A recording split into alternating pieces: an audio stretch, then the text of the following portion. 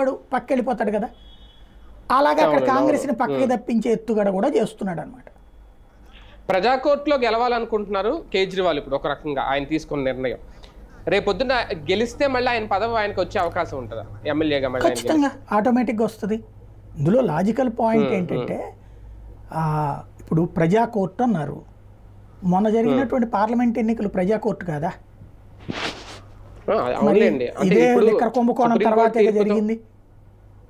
తర్వాత జరిగినటువంటి ఎన్నికల్లోనూ వరుసపెట్టి దెబ్బతింటూ వచ్చాడు కదా. కాకపోతే ఏంటంటే ఇవన్నీ సెంటిమెంటల్గా వాడతారు. మొన్న ఎన్నికలప్పుడు ప్రత్యేకించి ఇది తీసుకుని వచ్చాడు బయటికి, బెయిల్ తీసుకుని వచ్చి ఏమని చెప్పాడు, ఇట్లాగా నన్ను దెబ్బతీస్తున్నారు కాబట్టి నన్ను మళ్ళీ జైలుకి పంపిస్తారు మీరు చూడండి అని అడిగాడు జనాలు. అక్కడ ఎన్నికల్లో ఓటమి పాలైంది కదా. మరి కాబట్టి ప్రజలు తీర్పు ఇచ్చేసినట్టేగా. అంటే నేను గెలిచేదాకా ప్రజా తీర్పు అంటూనే ఉంటా, నేను ఓడిపోయింది మాత్రం ప్రజా తీర్పు కాదు. ఢిల్లీలో గెలుస్తానన్న నమ్మకం ఉంది. ఇంకోటి ప్రజా తీర్పు ఇచ్చింది కదా అని చెప్పి కేసులు ఎత్తేసేటట్టయితే జగన్మోహన్ రెడ్డి కేసులు ఎప్పుడో కొట్టేయాలా, చంద్రబాబు కేసులు ఇప్పుడు కొట్టేయాలా, మరి తీసేసారా? ఉండదు కదా అది.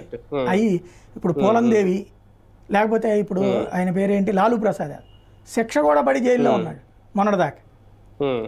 మరి ఇప్పుడు వాళ్ళకు కూడా ఓట్లు వేస్తున్నారు కదా. అంటే ప్రజా తీర్పు తేడా వచ్చేసిందని చెప్పి కోర్టులో కొట్టేస్తాయి కేసు.